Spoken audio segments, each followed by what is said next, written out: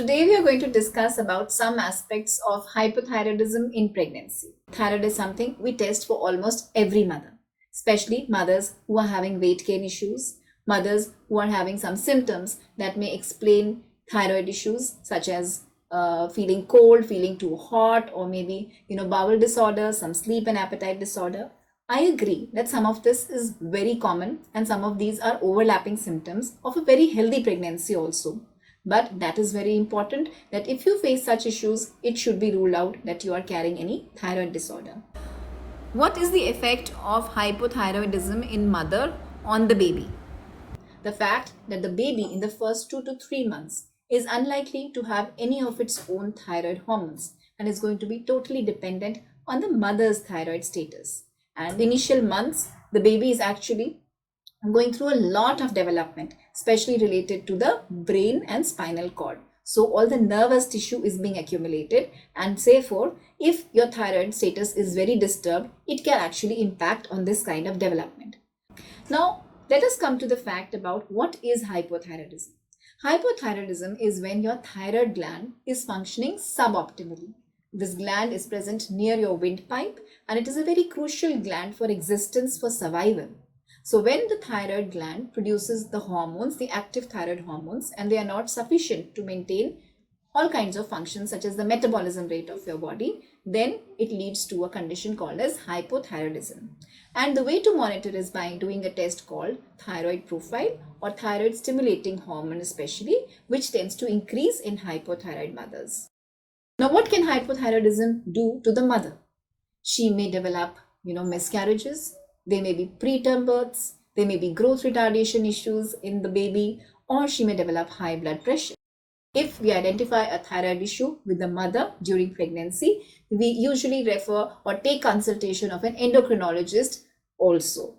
She is in-house, she's in the hospital, and so the pregnancy is managed in conjunction with the gynecologist and the endocrinologist for the best outcome to the mother and the baby.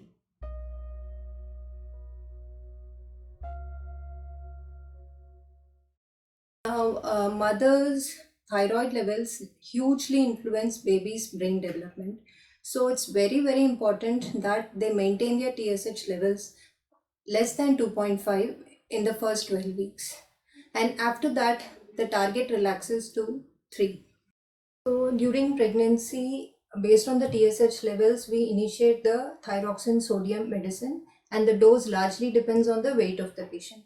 And it's not just the TSH, but there are a number of other factors like frank symptoms of hypothyroidism, like constipation, hair fall, cold intolerance, having a family history of thyroid illness, or the presence of antibodies. So there are a number of factors based on which we initiate the medicine. And once the tablet is initiated, we monitor the levels every 4 weeks for the first 20 weeks so that better control and better titration is possible. And after 20 weeks, we monitor every 4 to 6 weeks. Many patients have queries whether it has to be continued post-delivery also. It again largely depends on the presence of antibodies, presence of family history, the starting TSH level based on which the tablet was initiated.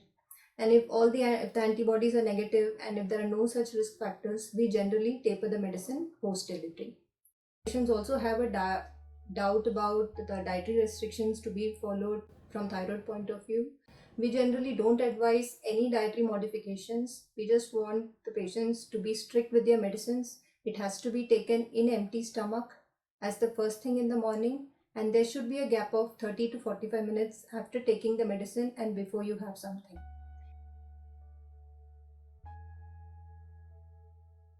During pregnancy, the patient is generally on iron and calcium supplement also. And it's very, very important that you don't take these supplements along with your thyroid medicine. There should be a gap of 3 hours between the thyroid medicine and any of these supplements. So generally, thyroid is taken in the morning, so you can split up your calcium after your lunch and iron after your dinner. So overall, you know that for a good healthy outcome of both mother and baby, thyroid status is very important for monitoring during pregnancy, and sometimes the treatment, if it is started before or during pregnancy, it may be continued later on also, and again the thyroid status will be monitored.